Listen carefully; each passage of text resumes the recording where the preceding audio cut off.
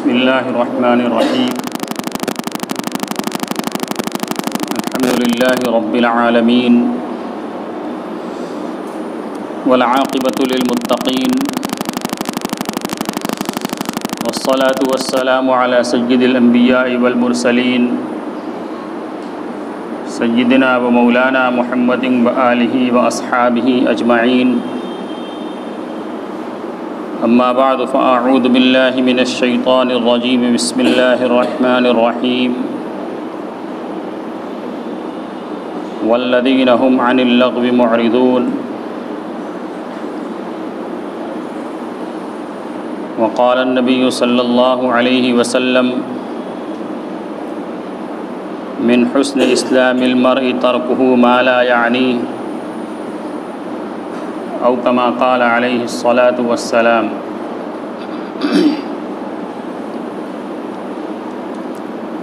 میرے محترم بھائیوں، دوستو، بزرگوں،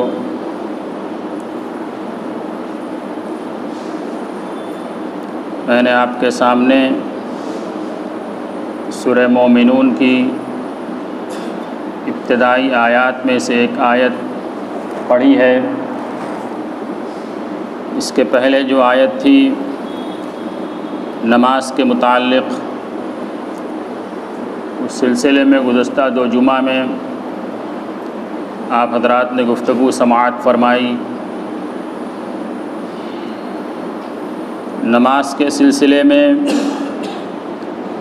1-2 باتیں اور عرض کر کے پھر جو آیت تلاوت کی ہے اس کی روشنی میں کچھ باتیں عرض کرنی ہیں۔ گزشتہ جمعہ میں صف کے متعلق آپ حضرات کے سامنے گفتگو کی گئی تھی کہ صف کیسے لگانی ہے، اس کا کیا طریقہ ہے۔ وہ پوری گفتگو آ چکی، صرف ایک بات یہ ہے کہ صف لگانے کا جو مستون طریقہ ہے وہ احادیث کی روشنی میں یہ ہے کہ جب امام کھڑے ہوں تو سب سے پہلے امام کے پیچھے پہلا آدمی کھڑا ہو، اس کے بعد دوسرا آدمی اس ایک آدمی کے داہنے طرف، اور پھر تیسرا آدمی جو آئے وہ بائیں طرف، اور پھر اس کے بعد جو آئے وہ داہنی طرف۔ یعنی جب دونوں طرف برابر ہوں تو آنے والا آدمی پہلے داہنے طرف کھڑا ہوگا۔ اس کا مطلب یہ ہوا کہ داہنی طرف کی صف کو بائیں طرف کی صف کے اوپر کسی نہ کسی درجے میں فضیلت حاصل ہے۔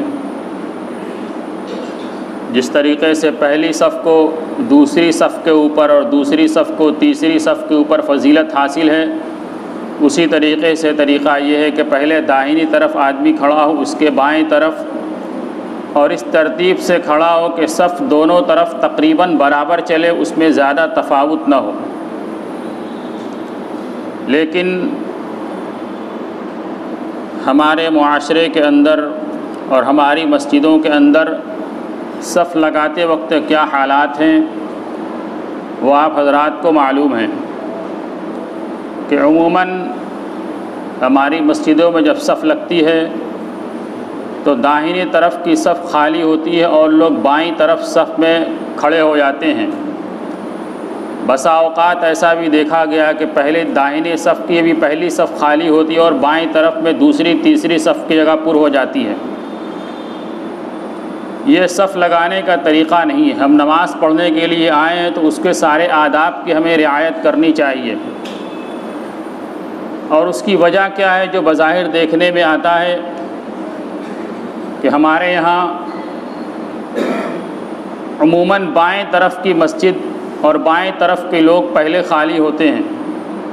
جن کو پہلے نکلنا ہے وہ بائیں طرف کھڑے ہو، ادھر جلدی فرصت ہو جائے گی۔ گویا کہ داہنی طرف والے لمبی نماز پڑھنے والے اور بائیں طرف والے مختصر میں کام چلانے والے ہیں۔ یعنی قرآن کے اندر جو اصحاب الیمین اور اصحاب الشمال کا ہے اسی طریقے سے ہم نماز میں بھی کرتے ہیں کہ داہنی طرف لمبی پڑھنی ہے اور بائیں طرف مختصر کام چلا کے نکل جانا ہے۔ یہ طریقہ درست نہیں ہے، اس کے اندر ہمیں اصلاح کرنے کی ضرورت ہے کہ صف ہم لگائیں تو جو اس کا طریقہ ہے اس اعتبار سے ہم صف لگائیں۔ دوسری بات یہ عرض کرنی تھی نماز کے سلسلے میں، جو پہلے بھی آپ حضرات کے سامنے کی جا چکی ہے لیکن پھر اس کے اندر بے توجہی ہے، اور وہ انتہائی سنگین گناہ ہے۔ وہ کیا ہے؟ نمازی کے آگے سے گزرنے کا مسئلہ۔ جب گفتگو کی جاتی ہے تو کچھ دن تک اس کے اوپر دیکھا جاتا ہے کہ کچھ عمل ہو رہا ہے، لوگ احتیاط کر رہے ہیں، لیکن ادھر کچھ دنوں سے پھر اس کے اندر بے احتیاطی ہو رہی ہے اور لوگ نمازی کے آگے سے گزر رہے ہیں۔ اس وقت تفصیل عرض نہیں کرنی، صرف مختصراً اس کا اشارہ کرنا ہے کہ نمازی کے آگے سے گزرنا یہ شریعت کی نگاہ میں گناہ کبیرہ ہے۔ جناب رسول اللہ صلی اللہ علیہ وسلم نے سختی کے ساتھ اس کی ممانعت کی ہے۔ ایک حدیث کے اندر فرمایا گیا کہ رسول اللہ صلی اللہ علیہ وسلم نے ارشاد فرمایا کہ اگر کسی نمازی کے آگے سے گزرنے والے کو معلوم ہو جائے کہ اس پر کیا بنے گی تو پھر وہ 40 تک انتظار کرے گا۔ 40 تک انتظار کرنے کا کیا مطلب؟ 40 گھنٹہ، 40 دن، 40 ہفتہ، 40 مہینہ، 40 سال۔ اس کی کوئی وضاحت رسول اللہ صلی اللہ علیہ وسلم نے بیان نہیں کہ صرف فرمایا کہ 40 تک وہ ٹھہرا رہے گا۔ یعنی نمازی کے آگے سے گزرنا اتنا سخت گناہ ہے کہ اگر لمبی مدت بھی اس کو انتظار کرنی پڑے تو وہ انتظار کرے گا لیکن نمازی کے آگے سے نہیں گزرے گا۔ اور دوسری حدیث میں ایک صحابی سے اس کی وضاحت بھی منقول ہے کہ انہوں نے فرمایا کہ یہاں 40 سے مراد 40 سال ہے، یعنی 40 سال تک بیٹھ کر انتظار کرنا یہ آسان ہے اس کے مقابلے کہ کسی نمازی کے آگے سے آدمی گزر جائے۔ بعض ہنگامی صورتیں یہ اس سے مستثنیٰ ہیں، کسی کو کوئی سخت مجبوری پیش آ جائے، کوئی نماز میں ایسا مسئلہ پیش آ جائے گزرے بغیر چارہ نہیں، کسی کا وضو نماز کے اندر ٹوٹ گیا، وہ پہلی صف میں ہے، اب اس کو وہاں سے نکلنا ہے تاکہ وہ پھر سے نماز میں شامل ہو سکے وضو کر کے، تو اس کا مسئلہ الگ ہے۔ کسی کو ہنگامی صورتحال پیش آ گئی، قضاء حاجت کی سخت ضرورت پیش آ گئی، اس کی برداشت سے باہر ہے، وہ الگ مسئلہ ہے۔ لیکن عام حالات میں نمازی کے آگے سے گزرنا انتہائی سنگین گناہ ہے، لیکن لوگ بے دھڑک اس کے اندر مبتلا ہو رہے ہیں، اور بسا اوقات تو ایسے ہی بھی دیکھا گیا کہ لوگ اپنے گمان کے اعتبار سے ایسا عمل کرتے ہیں گویا کہ وہ نمازی کے آگے سے نہیں گزر رہے ہیں، لیکن حقیقت میں وہ نمازی کے آگے سے گزرتے ہیں۔ وہ کیا کرتے ہیں کہ جیسے پیچھے ایک آدمی نماز پڑھ رہا ہے، بلکہ 2-3 آدمی نماز پڑھو، درمیان میں جگہ نہیں ہے کہ وہ نکل سکیں۔ اب ایک آدمی جو اس کی بائیں طرف ہے اور یہ اس کے مقابلے میں تھوڑا سا داہنی طرف ہے، تو یہ اس کی طرف چہرہ نہ کر کے پشت کر کے تھوڑا سا بائیں طرف کھسک جاتے ہیں اور پھر بائیں سے نکل جاتے ہیں، اور یہ سمجھتے ہیں کہ ہم اس کے آگے سے نہیں گزرے، گویا کہ ہیلا کرتے ہیں کہ ہم اس کی طرف رخ نہیں، کہ ہم نے پیٹھ کی طرف تھوڑا سا کھسک گئے، اپنے پیچھے کھسک گئے اور پھر اس کی طرف سے نکل گئے۔ فرمایا یہ بھی نمازی کے آگے سے گزرنا ہے۔ تو ہمیں اس طریقے سے بچنا چاہیے، اور نمازی کے آگے سے گزرنے سے مکمل احتیاط کرنے کی ضرورت ہے۔ اس کے اندر یہ بھی ہے کہ نمازی کی بھی کچھ ذمہ داری ہے کہ وہ کس جگہ پر نیت باندھے۔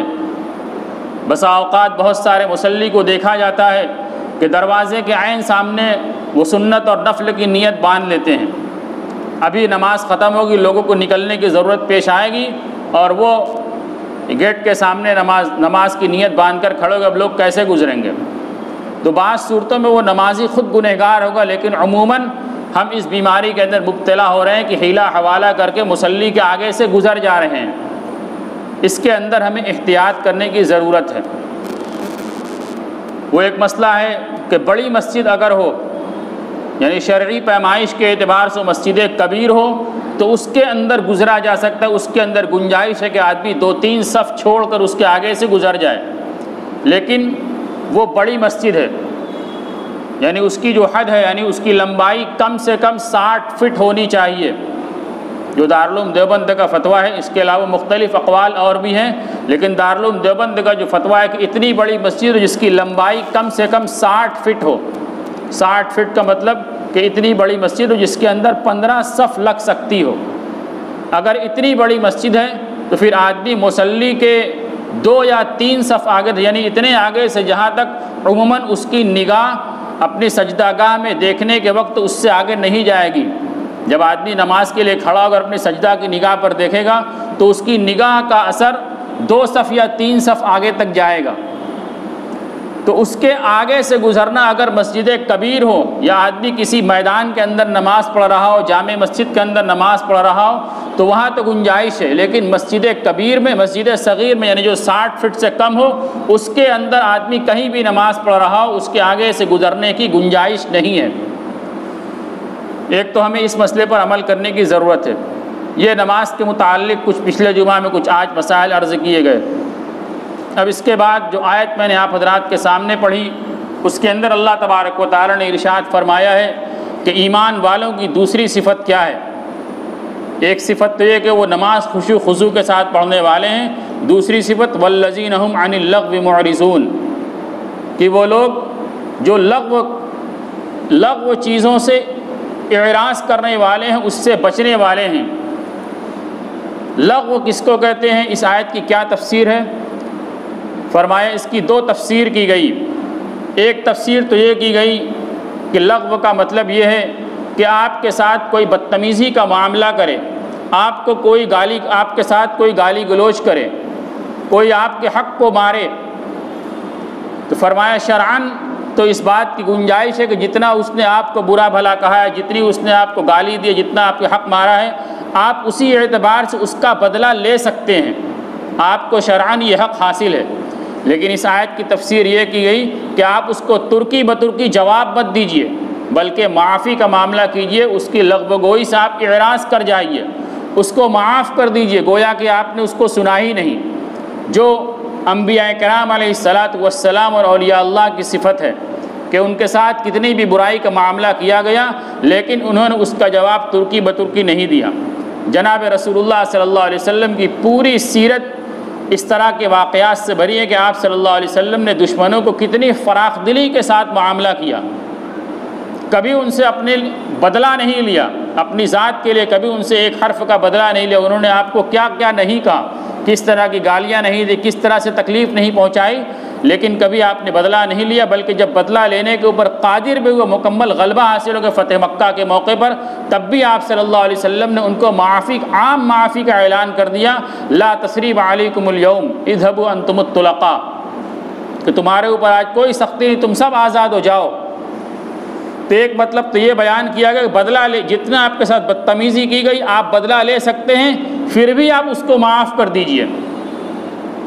جیسا کہ ایک واقعہ ہمارے اکابرین میں سے جن کا نام ابھی آپ نے پچھلے دنوں پہ سنا ہے، حضرت اسماعیل شہید رحمۃ اللہ علیہ، جن کا آزادی کے اندر زبردست کارنامہ، ہندوستان کی آزادی کے اس کی جو تحریک چلی اس کے اندر ان کا واقعہ ہے کہ ایک مرتبہ وہ دہلی کی جامع مسجد کے اندر خطاب کر رہے تھے. بڑے آدمی تھے، پورا مجمع بھرا ہوا تھا، ان کے معتقدین کی بہت بڑی تعداد تھی. اس بھرے مجمع میں ایک شخص نے ان کو گالی دی. اور کیا گالی دی؟ کہا کہ آپ حرام زادے ہیں. جامع مسجد کے اندر بھرے مجمع میں اس نے گالی دی. اب ہمارے جیسے لوگ ہوتے تو کیا کہتے، وہیں سے اس کو 1 کے بدلے میں 2 اور 2 کے بدلے میں 4 دیتے. اس نے ان تک کہا تھا، آپ ان کے باپ دادا تک پہنچ جاتے کہ تم فلاں، تمہارے باپ فلاں، تمہارے دادا فلاں. لیکن انہوں نے کیا جواب دیا؟ غصہ تو ضرور آیا لیکن انبیاء والی سیرت پیش کی اور پورے غصے کو دبا کر اس کو ایک چھوٹا سا مسئلہ بنا دیا. کیا فرمایا کہ آپ کو شاید میرے بارے میں معلومات حاصل نہیں ہے. میرے باپ کے نکاح کے دونوں گواہ آج بھی دلی کے اندر زندہ موجود ہیں. یعنی میرا نکاح ہوا ہے اور میں جیسا تم کہتے ہو ویسا نہیں ہوں، میرا نسب ثابت ہے. ایک چھوٹا سا مسئلہ بنا دیا. تو ایک تفسیر تو یہ کہ ترکی بترکی جواب دینے کا حق حاصل ہم دے سکتے ہیں لیکن وہ جواب نہ دے، معاف کر دیں. دوسری تفسیر یہ کی گئی کہ ہمارے ساتھ جو معاملے یعنی دوسری تفسیر یہ کی گئی کہ لغو چیزیں جو ہیں ان چیزوں سے ہم اعراض کریں، ان چیزوں سے اپنے آپ کو ہم بچائیں. لغو اور فضول کن چیزوں کو کہتے ہیں؟ اس کی تعریف کیا ہے؟ فرمایا لغو اور فضول اور فالتو کام ان چیزوں کو کہتے ہیں جن کے کرنے میں نہ دنیا کا کوئی فائدہ ہے نہ آخرت کا کوئی فائدہ ہے، صرف وقت کا ضیاع ہے ان کے کرنے کے اندر۔ فرمایا ان چیزوں سے ہم اپنے آپ کو بچائیں۔ یہ چیز آج پوری ملت اسلامیہ کے اندر ایک ناسور کے طریقے سے بیٹھ چکی ہے کہ باقاعدہ وقت گزاری کے لیے مجلسیں منعقد کی جاتی ہیں کہ 2-4 آدمی بیٹھ گئے اور کیا ہے کہ وقت نہیں کٹتا، تھوڑا سا وقت کاٹ رہے ہیں، وقت پاس کر رہے ہیں۔ یعنی وقت اتنی بے ویلو چیز ہو گئی۔ اللہ تبارک و تعالی نے ہمیں جو زندگی دی ہے، یہ زندگی اللہ کی طرف سے ہمارے پاس ایک امانت ہے۔ اللہ نے ایک امانت دی ہے اور اس امانت کے بارے میں کل قیامت کے دن ہم سے پوچھ ہوگی کہ ایک ایک لمحہ زندگی کے جو لمحات ہم نے تم کو دیے تھے اس لمحات کو تم نے کہاں خرچ کیا۔ جو مستقل سوال قیامت کے دن ہوگا زندگی کے بارے میں اور جوانی کے بارے میں، یہی سوال تو ہے کہ جو امانت ملی تو اس امانت کو تم نے کہاں خرچ کیا، امانت کا کیا استعمال کیا۔ تو لغو چیزوں سے اپنے آپ کو بچانا، فضول چیزوں سے، یعنی ایسی چیزوں سے جن کے اندر نہ دنیا کا فائدہ ہے نہ دین کا فائدہ ہے۔ دیکھا 2-4 آدمی بیٹھ گئے، اب ایران توران اور بے سر پیر کی باتیں ہو رہی ہیں اور وقت کٹ رہا ہے۔ کبھی ہمارا ذہن اس طرف بھی نہیں جاتا کہ جو ہے تو ہمارا وقت کس کام کے اندر صرف ہو رہا ہے، اس کے اندر ہم کون سا اچھا کام کر سکتے تھے دین کے اعتبار سے یا دنیا کے اعتبار سے۔ اکابرین کی ان کے اوپر نظر ہوا کرتی تھی۔ حضرت مرزا مظہر جان جانا رحمۃ اللہ علیہ کا ایک مشہور واقعہ کتاب کے اندر لکھا ہوا ہے۔ اپنے زمانے کے پایہ درجے کے بزرگ تھے اور دلی کے رہنے والے تھے، ان کا شہرہ دور تک ہوا۔ دوسرے ملک کے 2 شخص جو علم دین حاصل کرنے والے تھے، جن کو طالب علم کہا جاتا ہے، ترکستان کے رہنے والے، انہوں نے حضرت کے بارے میں سنا اور حضرت سے بیعت کرنے کا ارادہ کیا اور اپنے ملک سے سفر کر کے ہندوستان آئے۔ دلی کی جامع مسجد میں پہنچے اور جامع مسجد کے حوض پر بیٹھ کر وضو کرنا شروع کیا۔ وضو کر رہے ہیں، اب حضرت کو تو پہچانتے نہیں کہ حضرت مرزا صاحب کون ہیں، ان کو پہچانتے نہیں تھے، لیکن حضرت وہیں کھڑے ہوئے تھے اور ان لوگوں کو دیکھ رہے تھے، دونوں حضرات کو دیکھ رہے تھے۔ اب دونوں میں آپس میں گفتگو شروع ہو گئی کہ یہ ہے حوض بڑا ہے جامع مسجد دلی کا یا بلخ کی جامع مسجد کا حوض زیادہ بڑا ہے۔ اس پر گفتگو شروع ہو گئی اور باقاعدہ بحث شروع ہو گئی۔ ایک کہہ رہا ہے کہ یہاں کا بڑا ہے، دوسرا کہہ رہا ہے وہاں کا بڑا ہے، اور اس پر دلائل دے رہے ہیں۔ حضرت نے گفتگو سماعت فرمائی، جتنی دیر ان لوگوں کا وضو ہوا اتنی دیر یہ گفتگو اور دلیلیں چلتی رہیں۔ اس کے بعد نماز پڑھی، نماز کے بعد حضرت کی خدمت میں حاضر ہوئے اور فرمایا کہ حضرت ہم لوگ فلاں جگہ سے آئے ہیں، ترکستان سے آئے ہیں اور بیعت کا ارادہ ہے۔ حضرت نے فرمایا کہ بیعت کی بات تو بعد میں ہوگی، پہلے تم لوگوں نے جو بحث کی تھی کہ کون سا حوض بڑا ہے، کیا اس معاملے کا تصفیہ ہو گیا، وہ معاملہ ختم ہو گیا؟ تب کیا جواب دیتے؟ کوئی جواب ہی نہیں، کسی کے پاس کسی کی پیمائش تو ہے نہیں، یعنی حوض تو ناپا نہیں کہ دلی کا حوض کتنا بڑا ہے، وہاں کے حوض کتنا بڑا، ناپا نہیں، بغیر ناپے بس اندازے سے بحث شروع ہو گئی۔ تو کوئی فیصلہ تو ہوا نہیں۔ انہوں نے فرمایا کہ حضرت کیسے فیصلہ ہوگا؟